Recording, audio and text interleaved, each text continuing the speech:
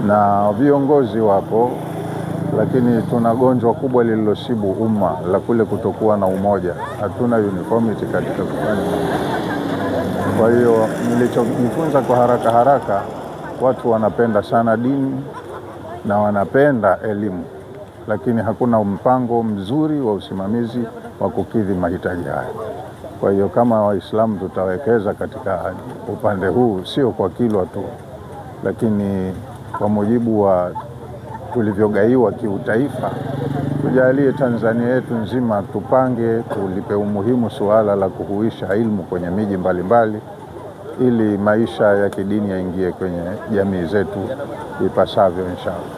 Mapokezi ya watu wa Kilwa mazuri, tunashukuru. Ni watu wakarimu sana, ingawaje kwa kiasi kikubwa watu wake ni wanyonge, lakini pamoja na unyonge wao wametupokea vizuri.